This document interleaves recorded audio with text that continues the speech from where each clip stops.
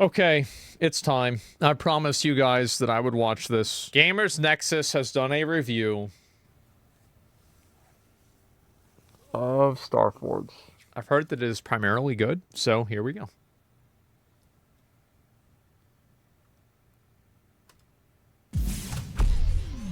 We went undercover again to buy another Starforge Pre-Built Gaming PC to review, and for this testing, we had to get help from a local CNC shop to mill a channel into an integrated heat spreader for a different CPU to validate a curious microcode thermal behavior. This allowed us to embed a thermocouple in the integrated heat spreader to confirm bugs in Intel's older microcode. For this review, we also made a custom 3D animation for educational purposes to help explain some counterintuitive thermal behavior, but one which actually supports excellent attention to detail for Starforge's configuration designer. And oh, thank God. Okay, yes. Yes, all right, it's true. We did this on purpose. Absolutely. Yep. First, get your shot glasses ready because I'm going to say the word. Hemi-anechoic. We ran acoustic tests in our hemi-anechoic chamber to test for the Fractal Terra hum problem. The last time we reviewed a Starforge pre-built PC, it was one of the better pre-builts that we'd looked at in quite a while. The major points of improvement for that one were oh God, the screws. I remember this. This is, yeah, the screw, yeah. I remember this. Torque, where multiple screws were loose on arrival. Another one of these fucking screws. And the peel beam left on the SSD thermal pad. Starforge came onto the scene with relatively quick renown due to its ownership by popular streamers and organization from skilled PC builders and defectors from our Importantly, organization from skilled PC builders. Okay? Just keep that in mind. And builds. We wanted to make sure. I remember when Starforge got announced, everybody thought it was going to be Nick. Us having Nick in the back making PCs, you know, after his stream is over. Starforge didn't know where this pre-built was going, so we used anonymous burner accounts to buy a custom-painted $2,400 Fractal Terra Mini ITX gaming PC with a 13600KF and 4070 Super, and it even includes 7mm of missing paint. Now you might be wondering what this text says. We spare no expense with our pre-built reviews.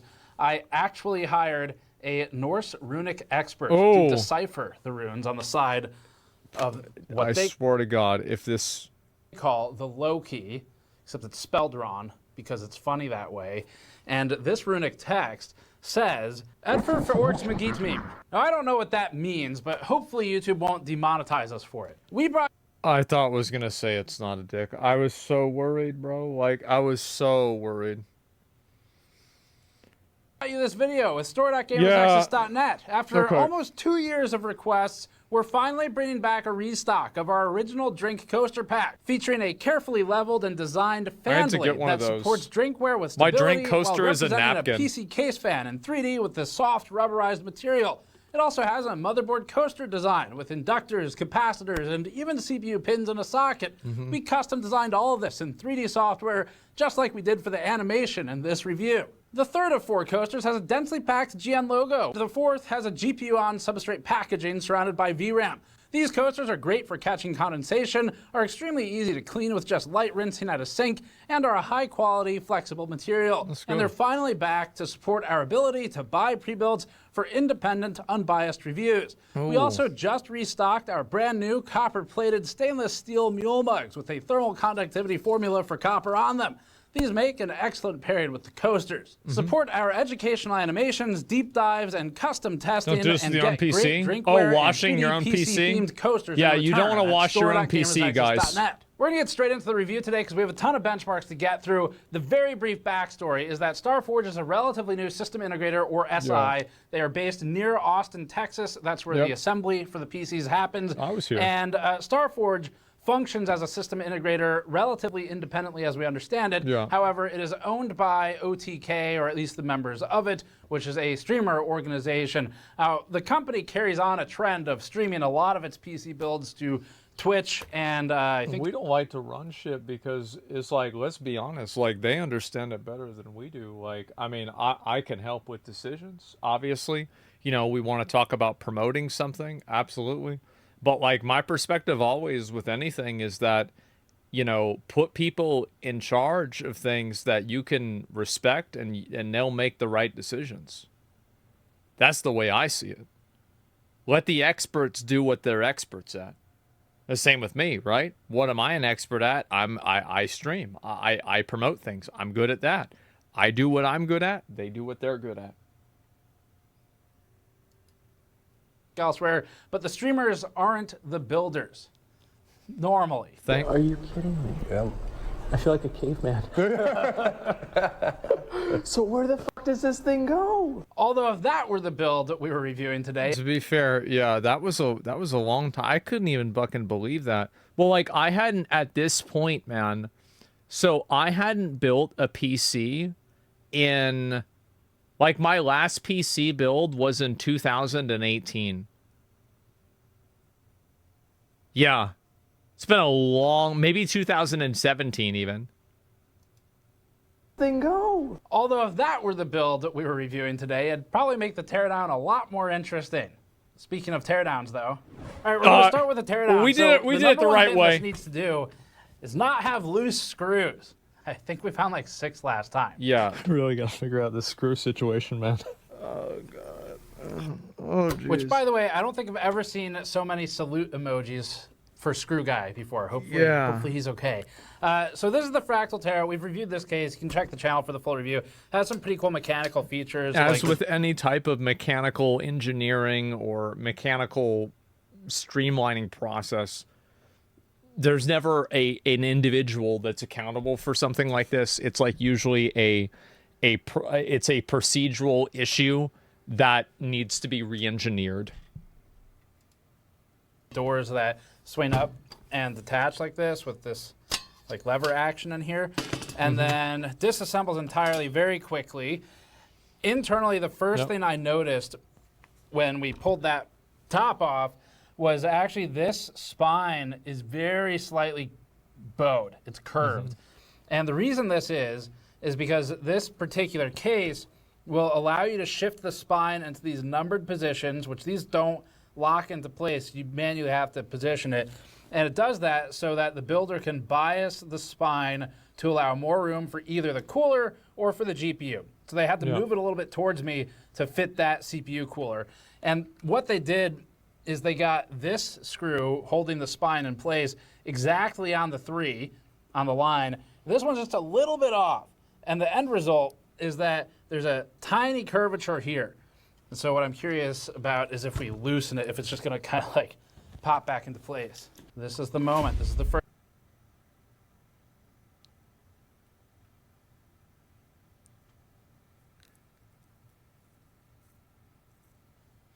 That's crazy. First screw. Is it going to be a loose one? Yeah. No. See? If Asmon reacts to this right now, he's going like, oh my God, bro. Yes, I am. See, guys? Hey. There you go. Here in the center, it did straighten just a little bit, but it's also been kind of bent into place now. So anyway, that's something we'd like to see done. They didn't do any catastrophic damage. All right, so first thing I noticed here, cable management is once again immaculate, which is exactly what I said about the last one we looked at from Starforge. You can see the attention to detail down here. So these front panel connectors, one of these is either SATA or USB 3, I can't see from here, but it's routed around that fan so squarely and cleanly right into the only channel where they have space. It's excellent. It makes sure that it's not ever going to end up in the fan, even in shipping. So that's well done. They've also routed these well. That's another component, right? Is like, this is conversations that we've had, is like obviously shipping damage can occur to any product whenever you buy it from anywhere, right? Like, this is just what happens. However, I think that as a manufacturer and as a producer, you have a responsibility to create a situation where shipping damage will happen as infrequently as possible, if for no other reason than the fact that we incur a lot of extra costs if something is messed up. So like if we have a shipping problem, it costs us a lot of money than just having better shipping.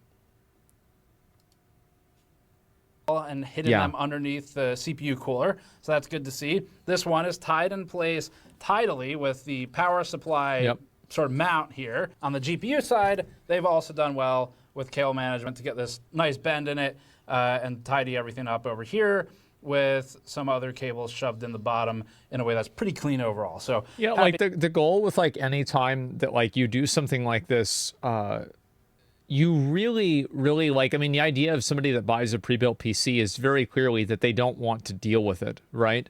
So anytime that, like, and also, like, doesn't mean that they can't upgrade it at all, right? One of these is harder to upgrade than, like, just a base, like, desktop.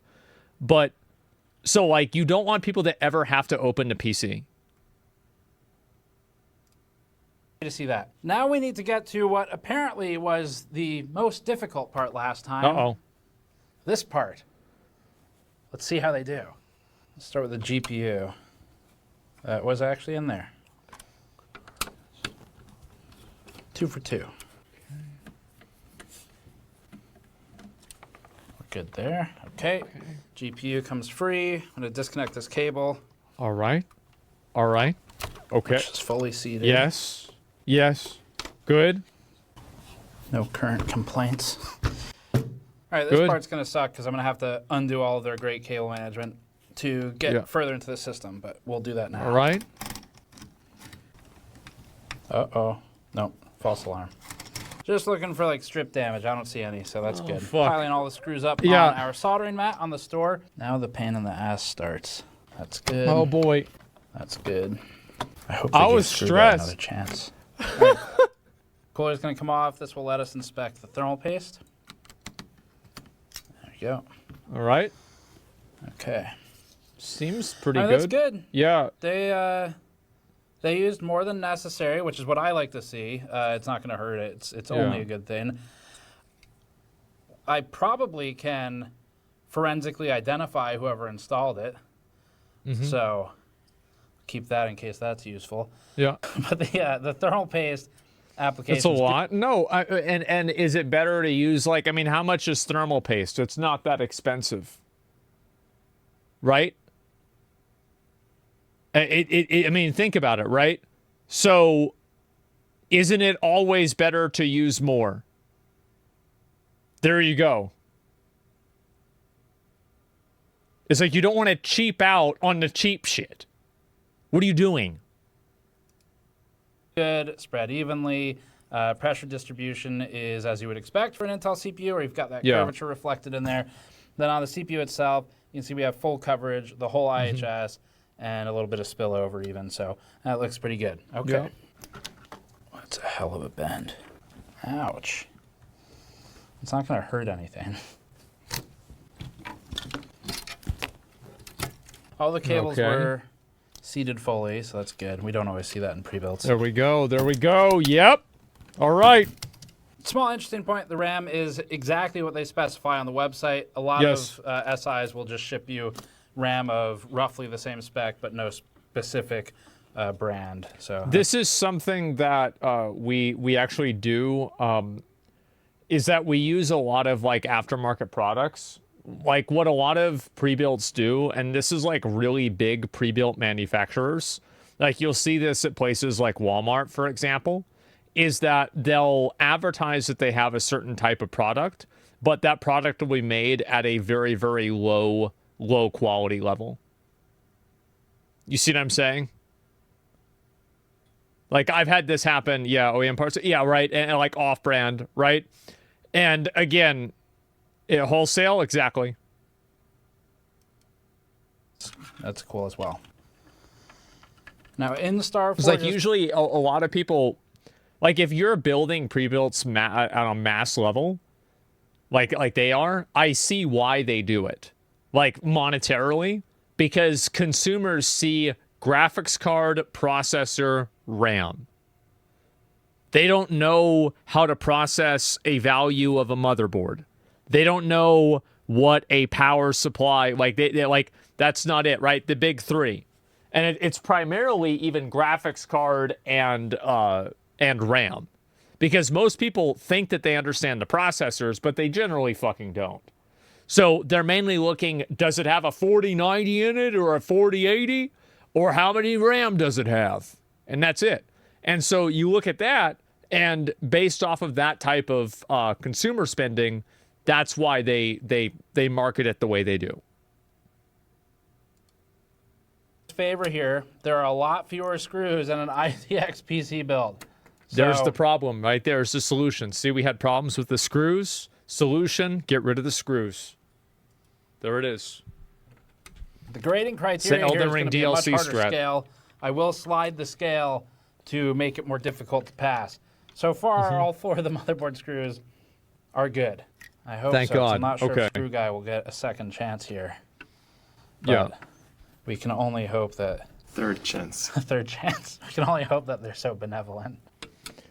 Well, I think that really whenever we get a video for feedback, we always take all of it very seriously, obviously. But also, like, figuring out who's at fault for something isn't really like that hard to do when you're working with a team of people that are dedicated to making a good product. Because all you have to do is figure out, okay, this is where we have the weakness. How are we going to fix this problem? Because you don't, like, whenever you're working with a team to solve a problem, you don't really look at the individual who's making the mistake. You look at how to fix the mistake. You see what I'm saying, right? And so it's like really it's a type of, I think, like leadership and problem solving that is disarming for a lot of people that are more prone. They have a higher propensity to take things personally, and so it's easier to solve problems that way, if that makes sense, right? So you think about like kind of how to approach how do we solve this problem in the best way possible that's easiest as possible. So yeah, it's Miskiff's fault. That's what I meant to say. We're nitpicking. No, it's a great build. Well, nitpicking matters a lot because if you don't nitpick, then you have bigger problems. And so also like a nitpick, like for example, whenever you're running a PC does vibrate at an extremely low frequency. So every single moment that the PC vibrates that frequency, there is a probability of anything becoming unseated or anything becoming less secure. So that's why, again, you want to have everything operating and functioning at a very high level. If you don't nitpick, you become a nitwit. That's a good one. I like that. Yeah. How far out is the gaming PC for 1K? I'm thinking 2 generations of NVIDIA. Honestly, like and even that, like as I've said before, and I don't even know if inflation is going to let me do that. I'm thinking like really a 1500 might be what I'd have to settle with. Because I don't know if we're going to be able to do it. Just based off of like how inflation is like converging. Those days are gone. Yeah. Yes, the big black box. I've told you guys before, my dream is to sell a big black box PC that can function slightly better than a console for $1,000. I don't know if I'm ever going to be able to do that for a number of reasons. Like, you know, for example, like a lot of consoles are actually sold at a loss. I don't know if I can do it. Easily could. Yes, like for like the cost of materials, if we take shortcuts. But will this be something that will serve a consumer's needs? They're loss leaders. Yes, they're focused. Yeah. Is there a profit margin on these? It will be lower, but I think it'll be a great product. There's another thing that they failed on last time. So Starforge overall last time it was excellent assembly, with the issue being again screw torque and also the M.2 peel. Yeah. These are all fully seated.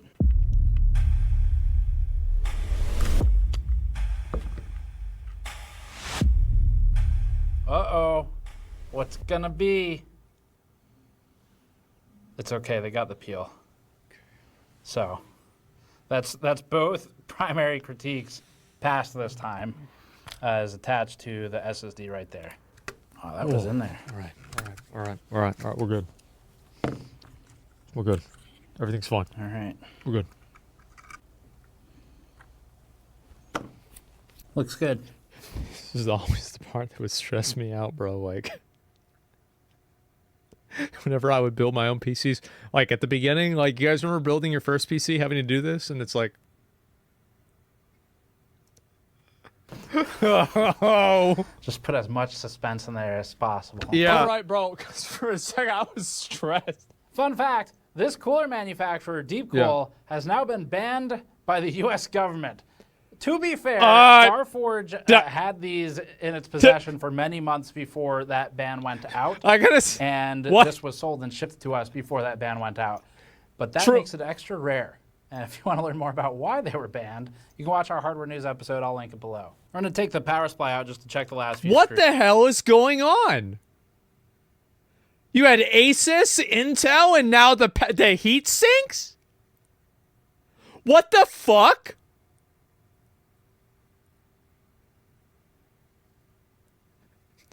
I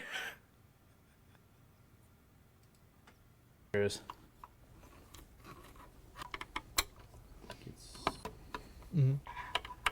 this I'm Okay, so there we go. Screw inspection, pass. 100%. Amazing. 0 screws were too loose. Wow. So good job. Fucking No wow. issues really to speak of. So Okay. the assembly Thank here God. is excellent quality. Let's go to the next section. Okay, Let's start with good. BIOS. Starforge emailed our undercover customer account on August 16th, advising us to update BIOS and run the most recent microcode revision. The email Yeah. linked instructions, recommended OCCT stability testing, and extended our motherboard, CPU, and RAM warranties for 4 additional Yep. years beyond the purchase date for 6 Yeah, total. and this is an unfortunate situation that we've kind of been put into, and a lot of other people have been. I mean, a lot of you guys that own Intel like products like the 13 and 14th have had to deal with this too. I haven't had to deal with this myself, but you know, it's definitely a situation we've been kind of put into. Total. The instructions are clear, easy to understand, and stability testing, and extended our motherboard, CPU, and RAM warranties for 4 additional years beyond the purchase date for 6 total. The instructions are clear, easy to understand, and most important. Yeah, it's something that's like kind of worrisome for a lot of people, and I know obviously a lot of people are probably going to try to like replace the PC, etc. And so AMD easy. I think Intel is like, if Intel doesn't have another very good generation of CPUs, I think that my PC after my next one will be an AMD PC. Proactive. This is excellent handling of a problem that Starforge ultimately didn't cause. And appropriately, it's one that we think Asmongold, one of the owners of Starforge, is now experiencing with his own system on stream. I knew it was going to work. See, the thing is that if there's one thing that I've learned in my life, is that if you beat your head against the wall long enough, you'll get through. Eventually, you will break through that wall. The funny thing about that is that it didn't work, and I had to actually run it with Windows 8. I actually couldn't break through the wall. Yeah, that's actually, like, yeah, I tried. I got through the shader, but I couldn't play the fucking game. You just have to do it for longer than anybody else. And once degradation starts, Intel itself has said that new microcode won't fix it and that an RMA is the only solution. So Starforge getting RMA is when you return a product to the manufacturer. Message out to customers Which, soon. by the way, costs money for the manufacturer. Manufacturers do not want to do RMAs. And also it costs time for the user.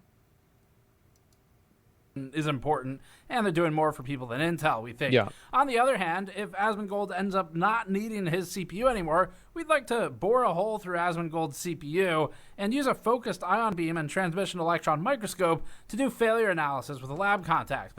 I will have you guys know that, you know, I've been kind of stressed out recently. I've had like this upcoming doctor's appointment after like some health concerns.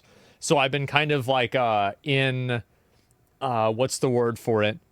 I'm trying to think like in like hibernation mode. I am more than willing to do this. Yeah, I'm 100% willing to do this. And if we can get a processor put into either my current PC or another one, I will send them the processor. And I'll send them, like, if they need other information, like other issues I've had with shading, etc. Like, I provided at least some of the info, like, with, like, the tweet that I sent them. But I've had, I think, one other case. I just have to go back and think about it. Because it'd be fucking funny to see. That might be another story. Back to the Lowkey. Our testing was performed with out-of-the-box settings. CPU, LLC, and BIOS was manually set to level 2, which is abnormal, but not a problem. This could be done to minimize voltage spikes if Starforge was aware of Intel's impending implosion, and maybe they were. PL2 was left at 181 watts. This is advised by a lot of people that are trying to, like, avoid having to RMA, is that a lot of people advise lowering voltage as well. And so, yeah, I've seen this happen a lot. Online. First Ascendant, yeah, first Ascendant happened. 225 watts, which is arguably the normal setting, depending on how you interpret Intel's Byzantine guidelines. Or maybe it's not normal, and Intel actually wants you to use the performance profile, except if it's not supported by the VRM, except don't use baseline for 13th and 14th gen K-SKU CPUs unless the VRM doesn't support performance, and remember that baseline isn't default, because default is all the settings, including baseline, performance, and extreme, and Intel strongly recommends applying these settings except some prevail over others, so it is actually impossible to apply all of them. Intel's guidelines have created an actual infinite loop in some situations, but that loop could be broken if you have a 1400K and a 1300K, in which case they recommend the extreme profile, unless the motherboard doesn't support it, in which case they don't say what you should use instead, but they do say that you shouldn't use baseline, so probably through process of elimination that means performance. But let's be clear, Intel's recommended default settings aren't actual enforced guidelines because... Man. There are so many video games that are like this. It's giving me PTSD. Yeah, I just, like, again, I just see this and I'm like, oh God. How about we buy AMD now? I mean, if you guys want, I could get an AMD, like, the next PC I get. I don't think we're going to see, like, I'd like to get another PC at some point and get an AMD and then one for one it. I don't know how to do a 3 PC setup. I'd have to have it, like, kind of, I think, set up for me. I don't have the tech information about that. I think I know how I would do it, but I don't know if it would work with, like, a lossless quality. So, a 3-way? Yeah, a 3-way. I've never had a 3-way before. I've only had a 2-way. And, I mean, for the majority of my life, I've really actually been I've only had one. So, you know, like right now we do have a 2 PC setup though, right? I mean, I'm talking about PCs, right? And so, yeah, I have a 2 PC setup right now. And I'm willing to try that and see if there's a difference between AMD versus Intel. Nick probably knows. Yeah, I'd be more than willing to do that. I've talked to Nick and SFan about this because I feel like those are the other two guys in the org that are, like, really involved with tech. And I told them that, like, we really need to, like, we need to invest into, like, a red camera or something. And, like, really try to make, like, because the guy that, like, I want to copy is Marcus Brownlee, right? Because I think he's the best. And where we review and we look at new tech together. And, like, go through that rich bitch. It's not rich. We're writing it. It's a business expense, right? And so, like, yeah, and do some of this stuff ourselves. Because we have some, you know, again, like, this is just, it's a business thing, right? But, like, we have open space that we have available that we have, like, we're not doing anything with it. So we could do this. It's a company thing? Yeah, exactly. Because then they can shirk responsibility and pull motherboard manufacturers out of their hat of blame for going on a decade now. The good news is that Starforge chose settings that make sense for this build. As we received it, BIOS settings were customized more than usual for a pre-built PC, which is pretty cool. XMP was enabled, which is the first hurdle that most pre-builts fail to clear. Specifically, XMP1 was enabled, which in ASUS terminology doesn't actually mean XMP1, because that would be obvious. It instead means some of the primary XMP settings with other time by any means optimized by Asus, but this is a pre-built, not a test bench, so that's fine. The other changes include these. Asus Performance Enhancement 3.0 is disabled. This is the correct thing to do. Yeah, like, wouldn't this be cool if we did this with, like, 2 different PCs, one AMD and one Intel? And we just, like, we did game testing, like, with, like, extensive frame rates? Because also, like, and it'll be streamed, right? We would stream, I think, a lot of it.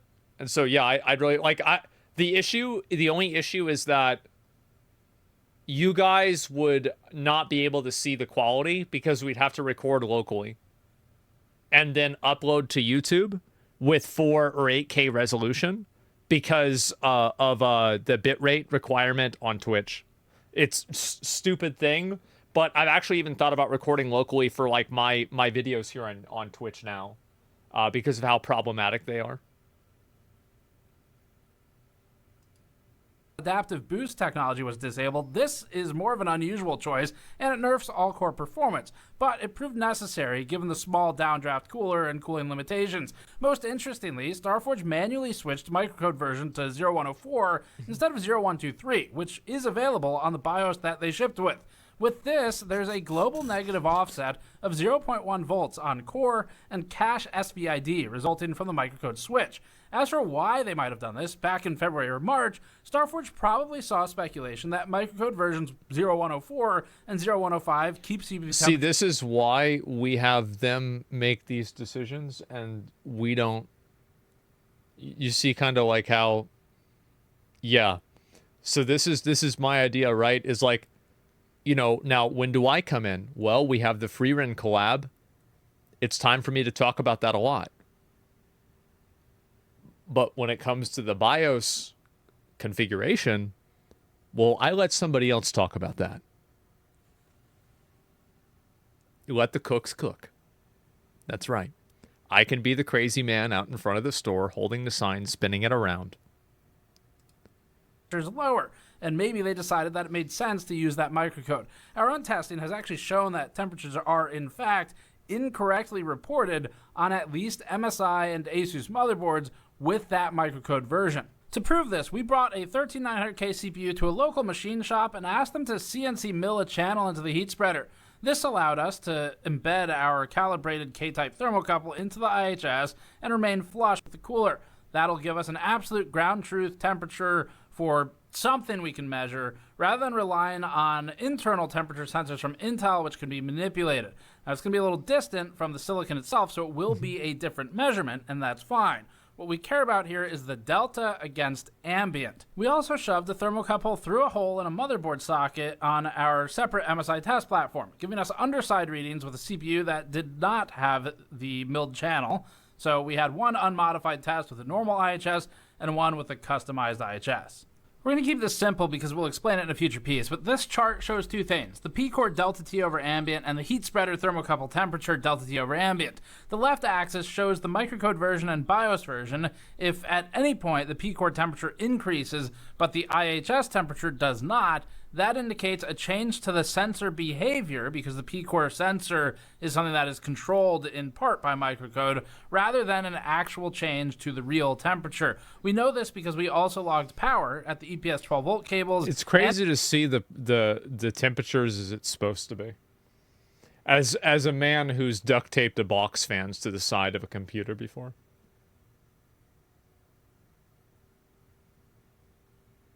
Yeah, because like my first PC, I was like 16 or like 17 when I made this.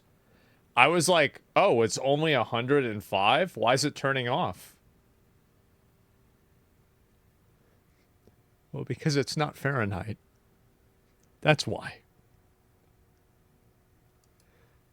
And hardware info throughout the testing, and all of these are at exactly 284 watts, plus or minus 1 watt What's of going variance on? in CPU package power. The deviation between CPU package power and our external power measurement was also constant. Suffice to say, the numbers are correct. We checked them with other methods as well that don't belong in this video. They'll go out soon, though. We found that microcode versions 0125 and 010E plotted about 6 degrees Celsius higher P-core, despite the IHS temperature being within variance, which means that this is not an actual change In the real temperature, it's a change in the sensor. Just to prove our work, here's a chart of the idle temperatures over ambient. It is physically impossible to run below ambient with this setup. Physics won't allow it. You need something like liquid nitrogen for that. BIOS revisions 0104 and 0105 both measured below ambient on the P-core, but above it on the IHS. You can see the IHS was relatively consistent in all these tests. Here's the chart for the CPU-only test, meaning no GPU load yet. The max core temperature spiked to 95 to 96 degrees Celsius during the initial PL2 boost period, with the room temperature at about 21 to 22 C. You can see a sharp curve indicating that the CPU was seconds away from thermal throttling. Putting thermal velocity boost aside, which has a dumb threshold of 70 degrees Celsius but only applies to higher end CPUs, the hard TJ max of this CPU, the 13600KF, is 100 degrees Celsius. Yeah, mine was about 107. Yeah, mine would go over 100 all the time. But I could tell when it was going to go over because it would start getting loud. It sounds bad, but I actually had one CPU, where it was actually a graphics card, that I could tell when it was going to go off because I could smell it. It was the old AMD Radeon one that had a fan in it. I could smell it. The boost period expired just in time to avoid that 100 C limit in each test pass, with the maximum core temperature that I gotta leave the raid, guys. 80 C after it hits the limit. 80 degrees Celsius isn't bad, No, but fine. Forcibly limiting frequency is an unfortunate downside of ITX and small coolers. But it's better doing it this way than just running it unrestrained entirely. Here's a look at the fan response plotted on the right axis for the same chart. You can see a heavy ramp initially, blasting up to 1880 RPM during the heaviest load period and being unable to keep up with the heat. It's expected again that a small downdraft cooler won't keep up, and part of the power limiting is not only for thermal but also for noise. The fan drops and rises a few times, mostly steadying around 1600 to 1700 RPM. The initial load period prior to the PL drop already showed frequency throttling, with boosting to 5100 MHz for average P-core and rapidly falling. You can see the red spike representing maximum single core temperature corresponding with the frequency decay to 4870 MHz. At steady state, after the PL barrier expiry at 250 seconds, which would be about 60 seconds after load start, clocks dropped to a fairly steady 3300 to 3400 MHz range on the E cores not plotted here, and 4400 to 4500 MHz on the P cores, with the all-core average at 3860 MHz. This chart shows the frequency of Starforge's configuration versus the original 13600K from our review, with the original Intel guidelines offered by Intel during the review cycle for the 13600K. So that would be for a CPU running at a higher power budget about 2 years before Intel's concerns became public. Starforge's configuration is down by 500 to 600 MHz from the completely flat 3900 MHz E-core, not shown here, and 600 MHz down from the 5100 MHz P-core clocks that we saw in our original review sample 13600K. This is not sample variance. This isn't a change. It's just differences in how they're configured in BIOS as a result of Starforge being both aware of the newer problems that Intel has and also being in a small box. Now, our original review sample numbers match the 20 13600KFs that we tested. It's like if Intel has a problem, we have a problem. Because like people will like like somebody gets a PC, the PC doesn't work. They're gonna say they just got a PC from Starforge that doesn't work. It's that simple, right? Like, obviously. It's like you buy a car and, like, you know, something about the car goes wrong. You don't think about the manufacturer for the fuel pump. You think about, like, oh, my Ford stopped working. It's that simple. So, yeah, that's the reason why it matters. For our not enough samples video, if you want to learn about sample size. And the reason for these results is, again, because of BIOS. It's not inherently a bad thing to limit the frequency boosting if it's to try and keep it within the thermal limitations of the case. It's just the nature of ITX, but we do have some more thoughts on that we'll revisit in the conclusion. The full torture workload is next. Starting with GPU thermals, the 4070 Super leveled off around 67 degrees Celsius with hotspot and memory temperatures around 79 and 73 degrees, respectively. GPU temperature peaked at 73 before the GPU fans ramped, resulting in a peak 73. GPU fan speed of 2400 Wow. RPM, but as the system That's reached crazy. steady state, the speed dropped to around 2100. These temperatures are completely acceptable. There was nothing abnormal, and there was no non-boost throttling, and the GPU remained strictly power constrained at its stock 220 watt compared to which is good. 107. Now, Starforge swapped out the stock deep cool fan for an Arctic P12 Slim PWM PST with an identical fan added to the bottom of the case as exhaust. Both of these fans use Asus's default curve, which maxes out at a reported CPU temperature of 70 degrees Celsius. The placement of the bottom exhaust fan isn't ideal, but that's due to the case design. Starforge's setup aligns with the recommendations we made in our Terra review. We also did an A/B test with the bottom exhaust fan flipped to intake. The chart shows that Starforge's chosen configuration of bottom exhaust performs 3 degrees better for CPU thermals than bottom intake when looking at delta T over ambient results. That's a big difference, and it shows someone at Starforge chose the ideal setup. And the one which is maybe less obvious. It's great. Here's something cool, though. God. This is an educational 3D animation that we made for this review to help explain why this behavior happens. Since bottom intake would be the natural inclination for many, but as worse, we thought it'd help. After all, cooler air is closer to the ground. If the bottom fan were flipped to intake, the entire system would be heavily biased towards a positive pressure configuration, as opposed to negative pressure. A positive pressure configuration for a computer means that more air is forced in than is forced out by fans. And so to achieve some level of equilibrium, the pressure system will naturally dictate that outflow will occur at every single hole in the case that doesn't have active intake. This can cause some recirculation of warmed air, and means that you'd lose control over where precisely the exhaust is. In this situation, the CPU tower cooler have vertically oriented aluminum fins for their heat sinks. This means that the fin stack is pushing some of the exhaust out the bottom of the case. With the bottom intake fan, this air would be immediately pulled back in and recirculated, raising the internal ambient temperature. That's why it performs worse. It would also get pulled in through the side panels as it exits the bottom. So there's more recirculation. With bottom exhaust, that warmed air is jettisoned from the bottom of the case, and it would get pushed away from the system by that extra bottom exhaust fan.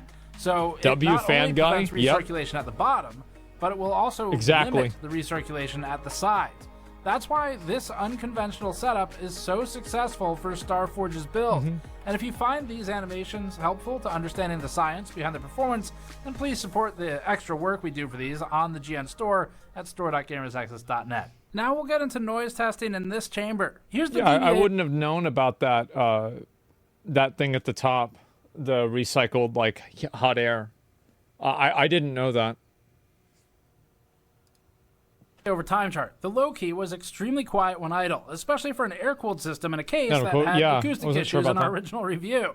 Measured at 1 meter and at a noise floor of about 14 dBA, the noise level at idle was indistinguishable from the noise floor, which is awesome.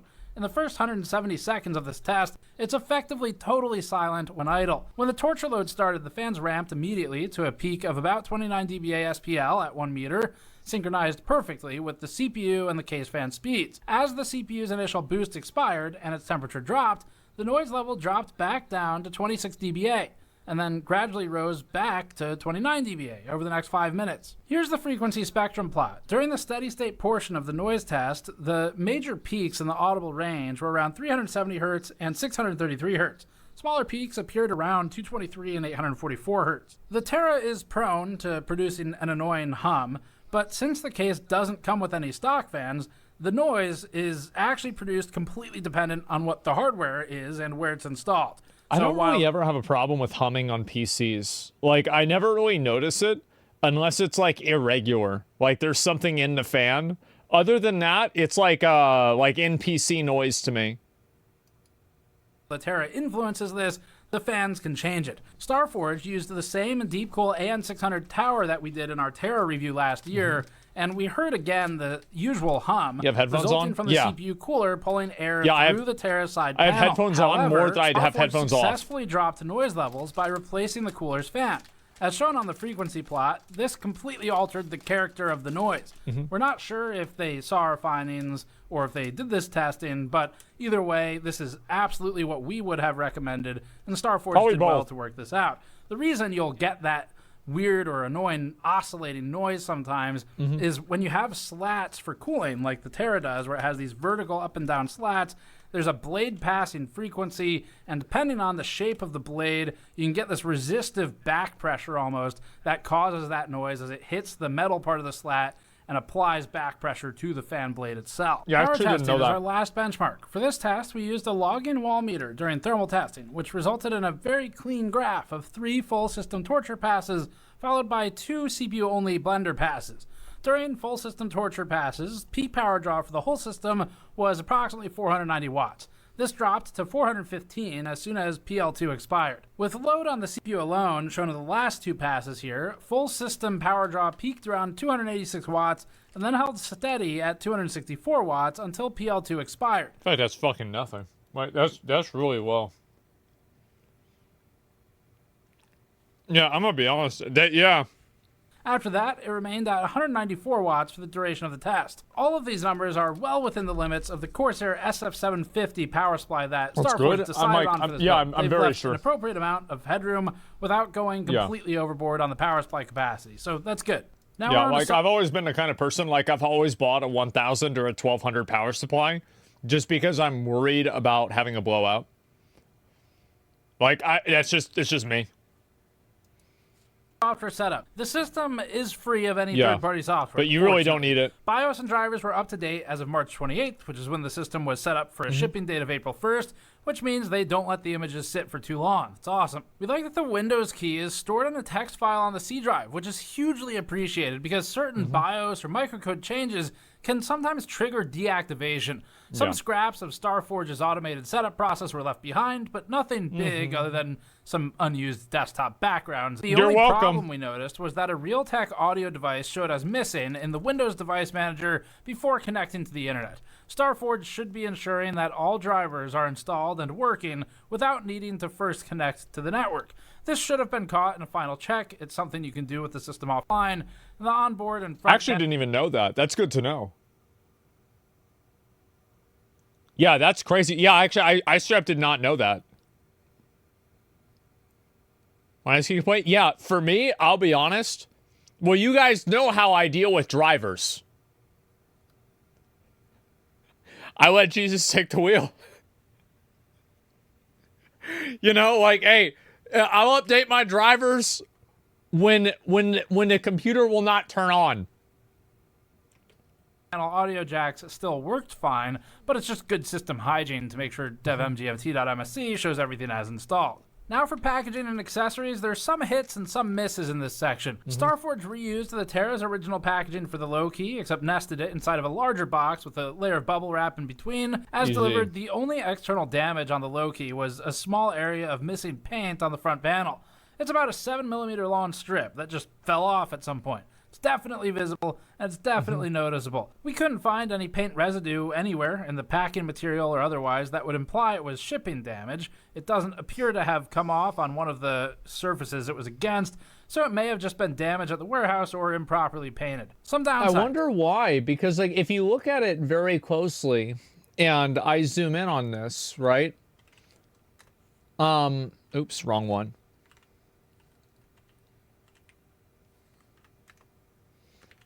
If I zoom in on this, it clearly looks like it was... There's something that was supposed to be there, but isn't there. You see what I'm saying? Something was peeled or torn off. And especially given the fact that, like, it's at an angle there, I wonder what the fuck happened. Torn off? Yeah, exactly. Chipped off? I don't know what type of paint residue that is. I don't know.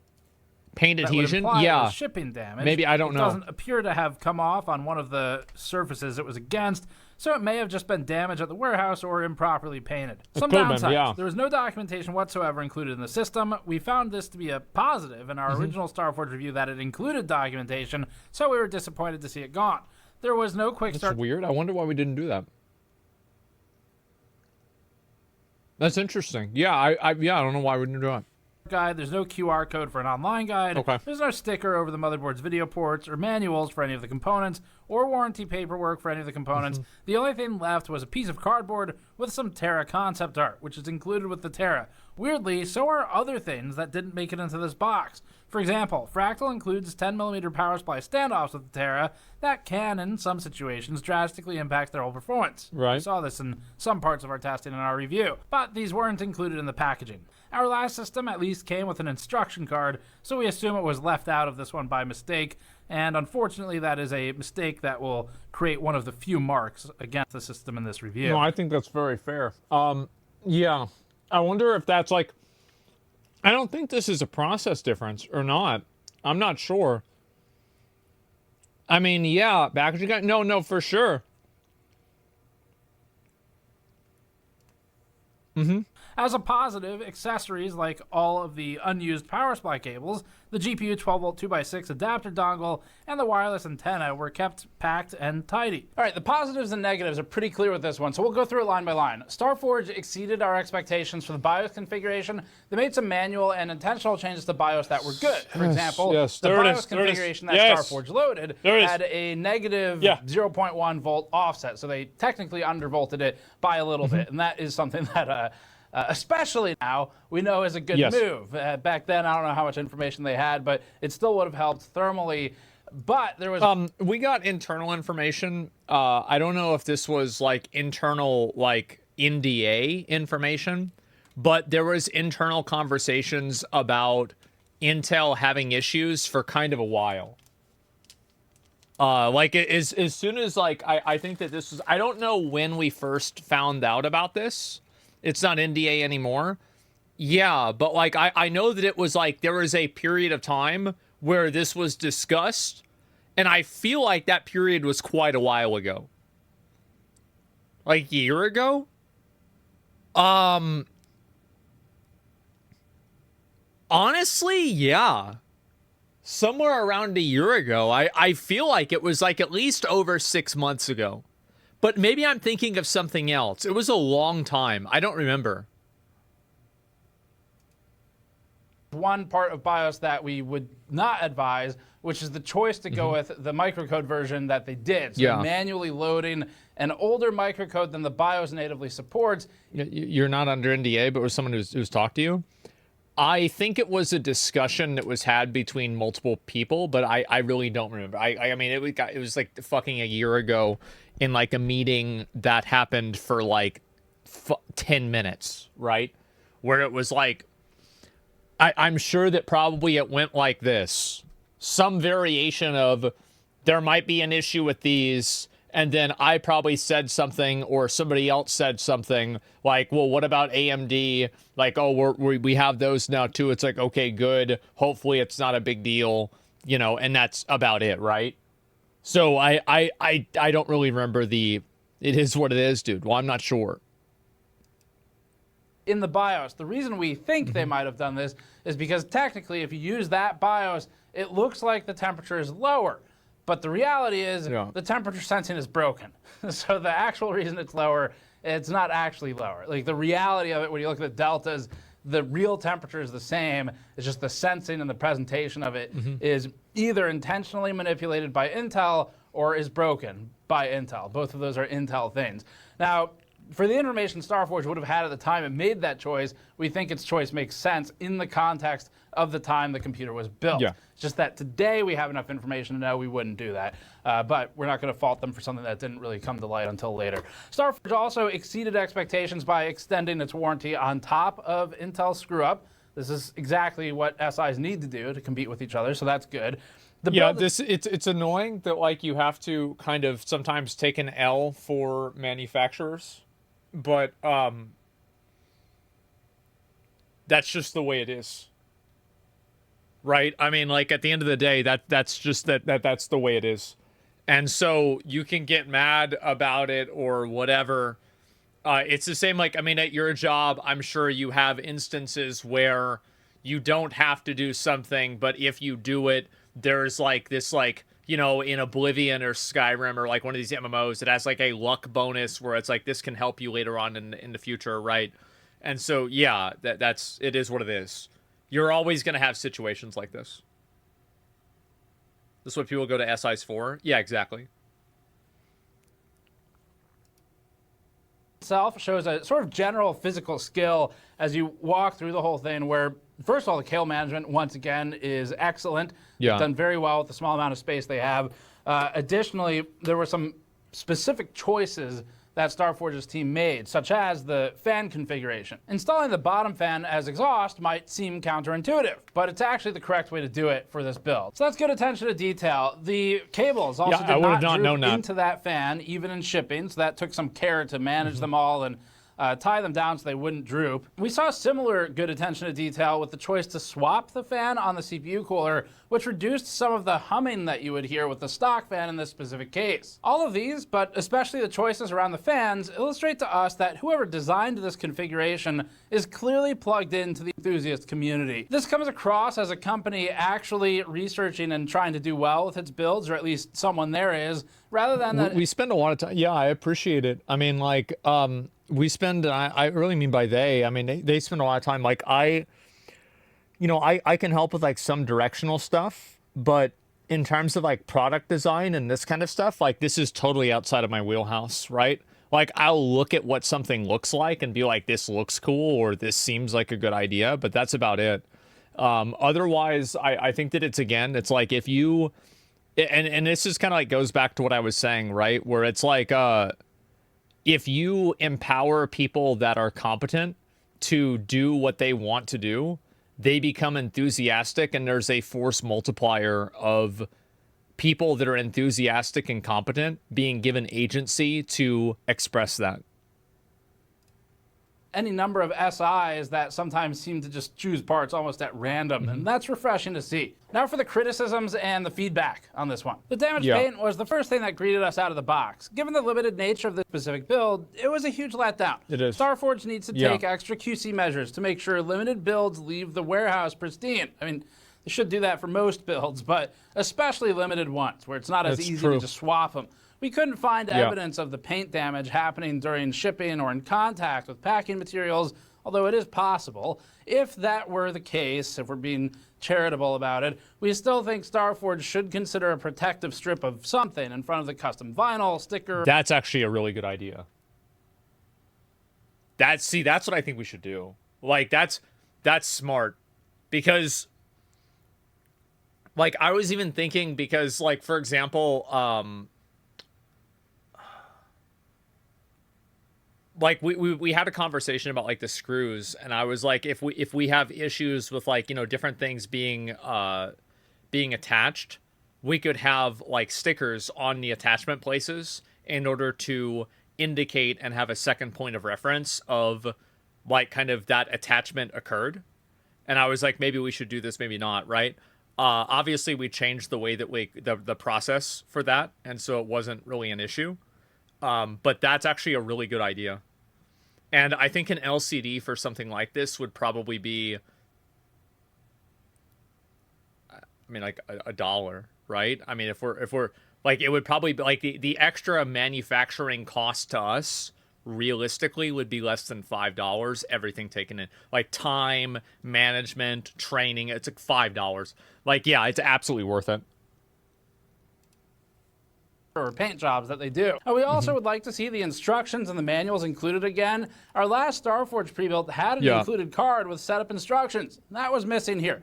Likewise, although Starforge included the extra power supply cables, which is great, we did not see the extra 4 power supply standoffs normally included with the Terra. Finally, the thermal situation is just brutal with this case. There's not a ton that can be done about that. Starforge also configured the fans custom to help with this. And the reality is that there are just physical limitations to cooling in this case for a build with these components. Yeah, true. We think Starforge's overall balance is good, but that they should have customized the fan curve. This is something we actually scrutinized last time as well. There's room in the fan curve to improve this balancing act further. Looking at prices, so the price of a like-for-like build without a custom case would be... for that, I don't even know enough about that to like have an opinion on that. Honestly, I'm really not sure how to make that better. I don't know how to do that. Around $1,750, adding the cost of Windows licensing and let's just say miscellaneous accessories, call it maybe $1,850. At this pricing, extra cost beyond DIY was about $550 to maybe $600, and all these are based on prices of the time we bought it, not today, because that wouldn't be fair. So, $550 to $600 markup. Even today, it's pretty similar to that. The Starforge Horizon 2 Ultra we reviewed last year had a pre-built overhead of $450, so it looks like Starforge's to customer price difference is about the same, except with maybe $100 to $150 added for the color customization on this one. Yeah. So this still puts Starforge in the middle of the pack, just like last time, with a little extra for the custom colors. Now, for comparison, iPower and CyberPower, sometimes they have this remarkable race to the bottom, where some of their builds are only a $100 build fee, effectively, which is absolutely insane. There's some sort of boring business reasons for that we won't get into. Mostly has to do with volume pricing and with not specifying the exact components, but giving kind of a broad scope. This is the, Of them and choosing whatever's available and cheap at the time. This one it's more expensive than them. It's cheaper than companies like Corsair, where Corsair, on the other hand, will charge you $5,000 for a computer that is overheating to the point it throttles, but also is misconfigured in BIOS for the power levels for the CPU to begin with, I've never so had it doesn't Corsair even boost before. properly, or sells you a $6,000 computer with water cooling for a CPU, which is 1 gigahertz below the advertised speed. That was a fun review. So that's Corsair at the other end. That's showing you that more money doesn't necessarily beget more quality. There it is. But that's Corsair. They're busy right now anyway. They're talking about how GTA 6's delay caused them to miss their quarterly estimates for earnings per share by 250%. So we'll leave that for another time. Jesus. Holy fuck.